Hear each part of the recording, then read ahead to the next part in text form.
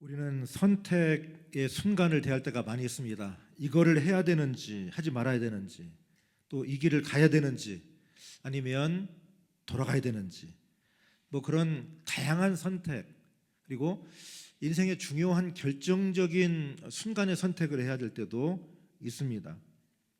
그때 우리는 어떻게 선택해야 되나, 우리는 무슨 기준으로 선택해야 되나, 그런 질문을 갖게 됩니다. 예수님께서 오늘 본문 속에서 그 지혜를 우리에게 알려주고 계십니다. 제자들과 함께 예수님께서 예루살렘으로 여행을 하시면서 여러 성과 마을을 다니셨습니다. 그러면서 말씀을 가르쳐 주셨어요. 아마 걸어 다니면서 제자들과 대화를 통해서 말씀을 가르치셨겠죠. 그때 한 사람이 예수님에게 질문을 합니다. 23절에서 이렇게 질문을 합니다. 주여, 구원을 받는 자가 적으니까? 구원받는 사람이 적습니까? 구원의 문제를 가지고 예수님에게 질문했습니다. 그러면 구원받는 사람이 많다든지, 구원받는 사람이 적다든지 그렇게 대답을 하셔야 되는데, 예수님께서 직접적으로 그렇게 대답하지 않으시고 엉뚱한 대답을 하십니다. 24절이죠. 좁은 문으로 들어가기를 힘쓰라. 좁은 문으로 들어가기를 힘쓰라. 이게 대답입니다. 구원받는 사람이 적은가요? 하고 예수님에게 질문을 했는데, 예수님의 대답은 많다 적다가 아니라 좁은 문으로 들어가기를 힘쓰라. 이게 대답입니다. 이 대답은 몇 가지 전제가 있어요. 뭐냐면 좁은 문으로 들어가는 것이 구원의 문제와 연결이 되어 있다. 좁은 문으로 들어가는 것이 구원의 일과 연관이 되어 있다. 그리고 좁은 문으로 가는 사람이 많지 않다. 좁은 문으로 가는 사람은 적다. 그런 전제를 갖고 있습니다. 우리는 삶의 순간마다 넓은 문이냐 아니면 좁은 문이냐, 좁은 문으로 갈 것이냐 넓은 문으로 갈 것이냐 집약해서 선택을 하게 됩니다. 여러분은 과연 무슨 선택을 하십니까? 예수님께서 우리에게 말씀으로만 가르치신 게 아니라 주님은 본으로 보여주셨어요. 예수님께서 십자가를 앞에 놓으시고 제자들 3명을 데리고 겟세마네 동산 따로 기도를 하셨습니다. 베드로와 요한과 야고보입니다. 그 3명을 데리고 갔어요. 예수님도 마음으로 그들을 의지하고 싶으셨던 것 같아요. 누군가가 같이 있어주면 좋잖아요. 그러니까 너희가 나와 함께 기도하자 하고 요청을 하고 주님은 조금 떨어지셔서 기도를 하셨습니다. 그러면서 기도하시는 내용이 누가복음 22장 42절, 우리가 잘 아는 말씀인데 한번 같이 읽어보십시다. 이르시되 아버지여, 만일 아버지의 뜻이거든 이 잔을 내게서 옮기시옵소서. 그러나 내 원대로 마시옵고 아버지의 원대로 되기를 원하나이다. 십자가를 앞에 놓으신 예수님, 아버지의 뜻이거든 이 잔을 내게서 옮겨 주십시오. 이 잔은 십자가를 말하는 거죠. 십자가의 고통. 십자가의 고통이라고 하는 것은 이루 말할 수 없는 고통이죠. 우리가 얼마 전에 사도신경에 대한 말씀을 나누면서 영지주의자들에 대한 말씀을 우리가 같이 했어요. 영지주의자들은 영적 지식이 사람을 구원한다고 하는 믿음을 갖고 있는 사람들입니다. 그러면서 우리의 몸은 아무것도 아닌 것으로 여기고 몸을 함부로 취급했어요. 그래서 몸을 향락에 던지거나 아니면 죄악시에서 철저한 금욕으로 극단적으로 흘러갔다고 했습니다. 그들이 주장한 것 중에 하나가 뭐냐면, 어떻게 하나님의 아들이, 어떻게 하나님이 십자가에 매달렸다고 해서 그렇게 고통스럽게 죽을 수 있냐, 어떻게 그렇게 나를 버리냐고 한탄하면서 죽을 수 있냐, 그거는 하나님이 아니다. 이미 예수 그리스도의 영은 그 몸으로부터 떠났고 그가 빌려 입었던 사람의 몸뚱아리만 지금 십자가에 매달려서 지금 고통을 당하고 고둥거리고 있는 거다. 그게 영지주의자의 주장이에요. 결정적인 문제가 있다고 말씀을 드렸어요. 뭐냐면 온몸으로 당하신 인류 구원을 위한 십자가의 고난이 거기서는 아무 의미가 없어져 버려요. 영지주의 주장대로 한다면 예수님이 나를 위하여 당하신 그 고난은 인류 구원을 위한 십자가의 고난이에요. 그 십자가의 고난은 하나님이면서도 사람의 몸으로 입고 오신 그분에게도 고통스러운 일이었어요. 그래서 그 십자가를 앞에 놓고 만일 아버지의 뜻이거든 이 잔을 내게서 옮겨주십시오. 그러나 내 원대로 마시옵고 아버지의 뜻대로 되기를 원합니다. 아버지의 원대로 되기를 원합니다. 여러분, 우리가 선택을 할 적에 좁은 문으로 가는 선택은 뭡니까? 하나님의 뜻을 따라가는 겁니다. 하나님이 나에게 원하시는 바에 귀를 기울이는 겁니다. 하나님께서 나에게 들려주시는 일에 선택하는 겁니다. 그 일이 때로는 고통스러울 수 있습니다. 아니, 고통이 기다리고 있을 수 있습니다. 고통이 수반이 되는 경우가 많이 있습니다. 그러나 우리는 하나님의 뜻대로 가는 겁니다. 하나님의 뜻을 따라서 좁은 문으로 들어가는 겁니다. 그것이 비록 고통스럽고 어렵고 우리에게 괴로움이 따른다 하더라도 아버지의 뜻을 따라가는 겁니다. 우리나라가 계엄이 있으면서 이게 굉장히 충격적인 사건이었잖아요. 이제 시간이 지나서 계속 지금 재판을 하고 있는데 그걸 보면서 우리가 이제 큰 원칙이 하나 있는 거죠. 군인들이 이 나라를 지켜야 되는 군인들이 국민을 향해서 총을 겨눈다. 그건 함부로 할 일이 아니다. 해서는 안 되는 일이다. 그런데 이게 석연치 않은 이유로 국민을 향해서 총을 들고 나온다. 거부했어야 됩니다. 명령을 따르지 않았어야 됩니다. 하지 말아야 됩니다. 국민을 향해서 총을 드는 일은 있어서는 안 됩니다. 근데 거기에 동원된 많은 지휘관들 중에 높은 자리에 있는 사람들 중에 여러 사람이 부끄럽게도 그리스도인들이 많았어요. 안수 집사 이런 분들, 책임 있는 자리에 있는 분들이 그런 분들이 많아. 부끄럽지만 거부했어야 되거든요. 나는 국민을 향해서 그렇게 할 수 없습니다. 하나님의 뜻을 따라가야죠. 하나님이 원하시는 바가 무엇인지를 가야 되죠. 그것이 고통스럽죠. 그 거부한 일이 나중에 자기에게 어떻게 책임이 돌아올지 모르지만 하나님의 뜻 가운데 내가 할 수 없습니다. 나는 이 나라를 지키는 군인입니다. 했어야 되는 거죠. 고통스러운 일입니다. 힘든 일입니다. 우리에게도 때때로 그러한 하나님의 뜻을 따라가야 되는 좁은 문으로 들어가야 되는 선택을 해야 될 때가 있습니다. 나에게 불이익이 예상되고 나에게 고통이 수반되고 내가 얻을 유익이 없다는 것을 알면서도 좁은 문으로 들어가는 선택을 해야 할 때가 있습니다. 하나님의 뜻을 따라야 됩니다. 하나님의 뜻 가운데 거해야 됩니다. 지금 큰 전쟁이 있습니다. 이해관계에 따라서 전쟁을 하고 있죠. 이 전쟁이 잘못됐다고 말할 수 있어야 돼요. 저렇게 무수한 사람들의 생명을 죽이는 전쟁은 끝나야 된다고 얘기할 수 있어야 돼요.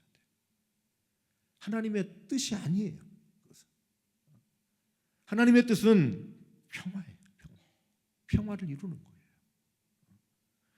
좁은 문으로 가야 돼요. 불이익이 예상되고 어려움이 있음에도 불구하고 우리는 하나님의 뜻을 따라서 좁은 문으로 들어갈 수 있어야 합니다.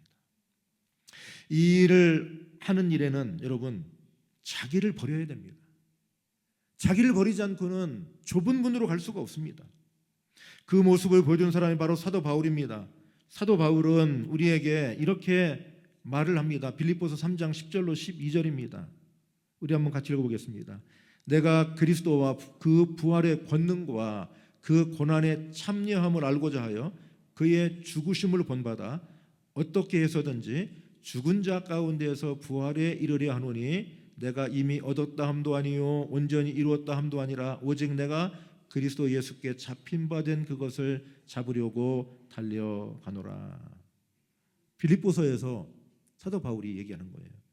내가 그리스도와 그 부활의 권능과 그 고난에 참여함을 알고자 하여 그의 죽으심을 본받아 그분의 고통스러운 결정을 내가 본받겠다.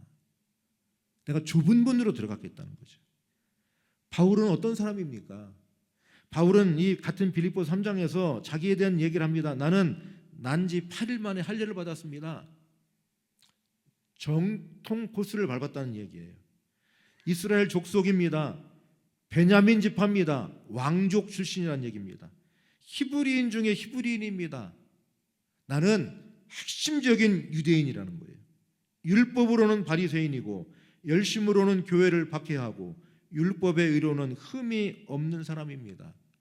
그리고 다른 성경에서는 자기 자신의 얘기하기를 나는 가말리엘의 밑에서 공부한 사람입니다.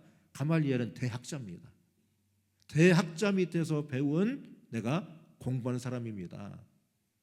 그러나 그 모든 것들을 내가 배설물로 여긴다고 빌립보서 3장 8절에서 얘기를 하고 있어요. 그러면서 그는 빌립보 3장 10절에서 내가 그리스도와 그 부활의 권능과 그 고난의 참여함을 알고자 하여 그의 죽으심을 본받아 그의 고통스러운 이 좁은 문으로 들어가는 선택을 나도 따라서 하겠다는 거예요. 그 모든 것을 다 버리고 그는 주를 위해서 자기 자신을 던져버리는 겁니다. 자기를 던지는 거죠. 오늘날 자기를 던지는 사람이 많잖아요. 어떻게 해서든지 나를 지키려고 하고 내 자리를 지키려고 그럽니다. 그러나 자기 자리를 던져버릴 수 있어야 돼요. 한 3주쯤 됐나요 벌써? 미국의 나사에서 우주선을 하나 발사했었죠. 아르테미스 2호라고 하는 이 달 탐사선을 보냈습니다. 1호는 이제 무인 탐사선으로 가서 이 사람이 갔다 갈 수 있는지 한 바퀴 돌고 왔는데 2호는 사람을 싣고 갔어요. 4명의 우주인이 탔습니다. 그 가운데는 캐나다 사람이 한 명 탔는데 제러미 헨슨이라는 사람입니다. 이 제러미 헨슨이라고 하는 사람이 이 우주선이 이 달 궤도를 이렇게 돌면서 우리가 여러분도 잘 알고 있는 것처럼 이 달은 우리가 항상 같은 쪽만 바라본다고 그러죠. 같은 쪽.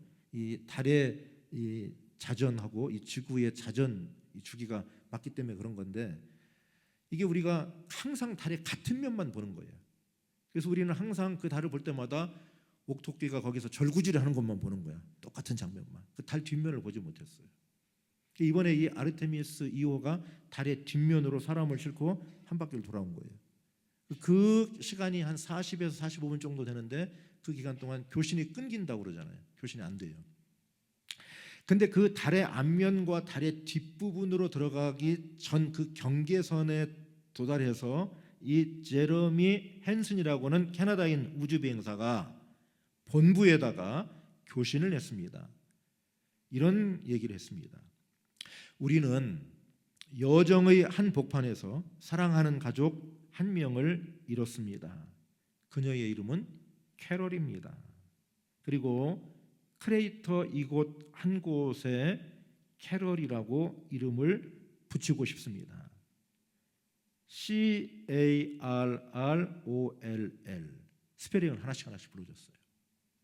이 캐롤이라고 하는 이름은 지금 이 사람이 같이 타고 있는 이 우주비행선 이 아르테미스 2호의 선장 와이즈먼, 리드 와이즈먼이라는 사람입니다.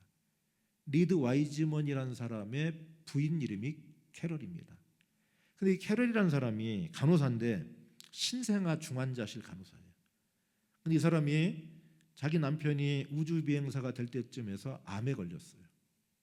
그리고 이 우주비행선이 출발하기 전 한 6년 전쯤 이 암이 발병하면서 그가 46살, 한 6년 전에 46살의 나이로 세상을 떠나게 됩니다. 암으로 결국은. 자기 부인이 암 진단을 받았을 적에 이 와이즈먼은 자기가 우주비행사가 되려고 하는 모든 일들을 다 내려놓고 자기 아내를 간병하려고 그랬어요. 자기 아내를 돌보면서 마지막을 지켜주려고 그랬어요. 근데 그 캐롤이라고 하는 그 부인이 남편한테 그렇게 얘기한 겁니다. 나 때문에 당신의 꿈을 멈추지 마십시오.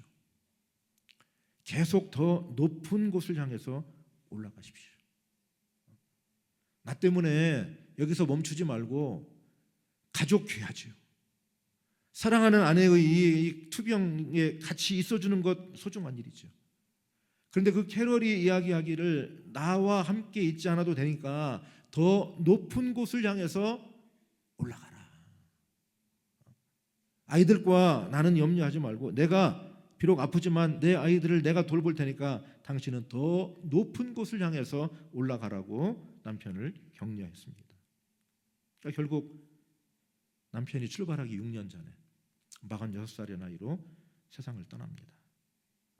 그 캐럴이라고 하는 사람을 기념해서 그 크레이터, 그 달에 부딪힌 이제 그 달에 물체들이 부딪혀 가지고 생긴 이 화구, 거기에 이름을 지으면서 이곳 이름을 그 리즈 와이드먼의 부인 캐럴을 기념해서 이름을 붙이고 짓습니다 하고 스펠링을 불러준 겁니다. 때때로 여러분, 우리는 좁은 문으로 가기 위해서 포기해야 될 것들이 있어요. 사랑하는 관계도 때로는 조금 멀리 해야 될 때가 있어요. 예수님의 부르심을 받았던 이 베드로는 뭘 버렸습니까? 배와 물고기를 버렸습니다. 국물을 버렸습니다. 그리고 야고보와 요한 형제는 뭘 버렸냐면 자기 아버지와 함께 그물을 깃다가 예수님께서 따라오라고 하는 말씀을 하니까 두 형제가 예수님을 따라가면서 자기 아버지를 남겨두고 떠났습니다. 가족을 두고 떠난 겁니다. 좁은 문을 향해서 갈 때는 때로는 내가 사랑하고 소중하게 생각하는 것도 이별할 수 있어야 합니다. 고통스러운 일입니다. 힘든 일입니다. 그러니까 주님께서 말씀하시기를 좁은 문으로 들어가기를 힘쓰라. 좁은 문으로 들어가기를 힘쓰라. 왜냐하면 힘쓰지 않고는 이 일은 할 수 있는 일이 아니에요. 저는 종종 우리 교회 부교역자들, 우리 목사님들한테 그런 이야기를 합니다. 어떤 결정을 할 적에 편한 쪽보다는 어려운 쪽을 결정하십시오. 내가 어떤 선택의 순간에, 목회자로서 선택해야 되는 순간에 힘든 일이 있고 힘든 일이 있고 편한 일이 있으면 힘든 일을 선택하십시오. 나에게 유익이 되는 일이 있고 나에게 손해가 되는 일이 있으면 손해가 되는 쪽을 선택하십시오. 그러면 하나님이 나머지는 채워주십니다. 지금 당장은 힘듭니다. 그게 무척 어렵습니다. 저도 이제 목회를 하면서 쭉 이제 세월이 좀 많이 지나니까 이게 돌이켜 보면 내가 힘든 쪽을 선택했을 적에가 지나고 나서 보면 훨씬 더 유익했어요. 그 당시는 힘들고 손해가 나고 뭔가 어려워요. 쉽지 않은 결정이에요. 그러나 세월이 지나고 나서 보면 그 결정이 잘된 결정인 경우가 무척 많았어요. 종종 제가 우리 교우들한테 그런 말씀 드리잖아요. 우리 찬송가에 아골골짝 빈들에도 복음 들고 가오리다. 종의 몸에 지닌 것도 아낌없이 드리리다. 근데 이제는 그런 선택은 내가 안 하고 그런 선택은 후배들이 했으면 좋겠다고 제가 종종 말씀드리잖아요. 나는 할 만큼 했어요. 손해보는 결정을 할 만큼 했어. 이제 나는. 그래서 이제 그런 힘든 결정은 우리 후배 목사님들이 좀 젊을 때 해주라고. 젊을 때 좀 하시라고. 근데 젊은 목회자든 뭐 나이든 목회자든 똑같지요. 사실은 힘들고 편한 결정 중에 힘든 결정에 손을 들어줘야 됩니다. 내가 유익하고 내가 손해나는 결정 중에 내가 손해나는 쪽으로 결정을 해야 됩니다. 힘듭니다. 그거는 내 이성으로는 잘 되지 않습니다. 내 이성보다 더 높은 뭔가 작동돼야 되는데 성령께서 인도하시는 거예요. 성령께서 인도하셔서 내가 좁은 문, 좁은 길을 갈 수 있도록 그분이 이끌어 주시고 우리를 선택하게 하실 줄로 믿습니다. 여러분, 좁은 문을 열고 들어가면 무슨 일이 벌어질까요? 오늘 우리가 읽은 본문의 뒷부분으로 좀 넘어가서 누가복음 13장 29절 말씀에 보면 하나님 나라의 잔치가 벌어진 이야기를 우리에게 들려줍니다. 누가복음 13장 29절입니다. 읽어보십시다. 사람들이 동서남북으로부터 와서 하나님의 나라 잔치에 참여하리니. 사람들이 동서남북으로부터 와서 하나님의 나라 잔치에 참여하리니. 좁은 문을 열고 들어갔더니 거기서는 주님이 예비하신 하나님의 나라 잔치가 예비되어 있다는 거예요. 힘들고 어려운 결정이고 고통이 따르지만 불이익도 있겠지만 손해도 나겠지만 그러나 그 문을 열고 들어가면 주님께서 준비하신 하나님의 나라 잔치가 준비되어 있는 줄로 믿습니다. 주님의 약속입니다. 그게 주님의 약속이에요. 여러분, 교회 생활이 얼마나 중요합니까? 교회 생활은 저는 굉장히 아무리 생각해도 교회 생활이 중요해요. 우리가 이 교회에서 신앙의 훈련을 하고 교회 밖에 나가서 훈련한 대로 살기 때문에 그렇습니다.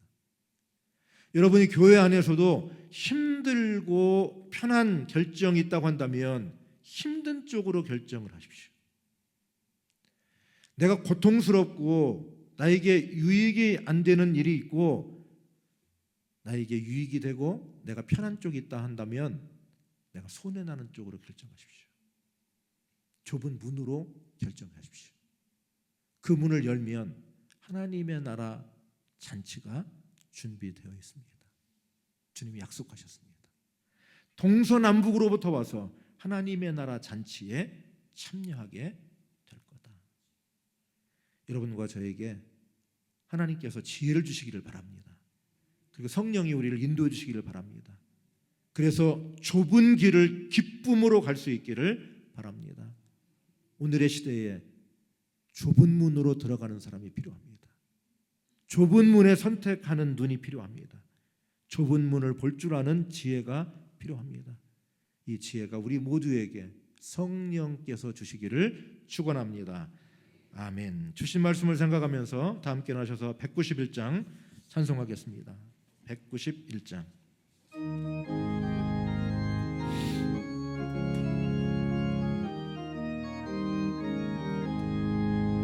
내가 매일 기쁘게 순례의 길에 남은 주의 발이 나를 안보함이요 내가 주의 큰 복을 받는 참된 비열은 주의 영이 함께함이라 성령이 계시네 할렐루야 함께하시네 좁은 길을 걸으며 밤낮 기뻐하는 것 주의 영이 함께함이라 전에 죄에 빠져서 평안함이 없을 때 예수 십자가의 공로인 이어 그 발 아래 엎드려 참된 평화 얻음은 주의 영이 함께함이라 성령이 계시네 할렐루야 함께하시네 좁은 길을 걸으며 밤낮 기뻐하는 것 주의 영이 함께함이라 나와 동행하시고 모든 염려하시니 나는 숲의 새와 같이 기쁘다 내가 기쁜 마음으로 주의 뜻을 행함은 주의 영이 함께함이라 성령이 계시네 할렐루야 함께하시네 좁은 길을 걸으며 밤낮 기뻐하는 것 주의 영이 함께함이라 세상 모든 욕망과 나의 모든 정욕은 십자가에 이미 못을 박았네 모든 밤이 지나고 무거운 짐 벗으니 주의 영이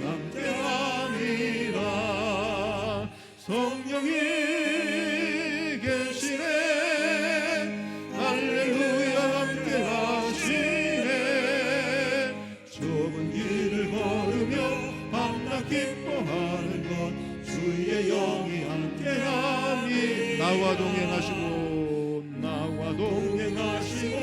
모든 염려하시니 나는 숲의 새와 같이 기쁘다 내가 기쁜 마음으로 주의 뜻을 행하는 주의 영이 함께함이라 성령이 계시네 할렐루야 함께하시네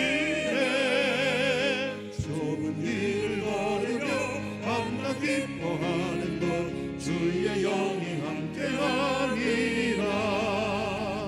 세상 모든 욕망과 나의 모든 정욕은 십자가에 이미 못을 박았네. 모든 밤이 지나고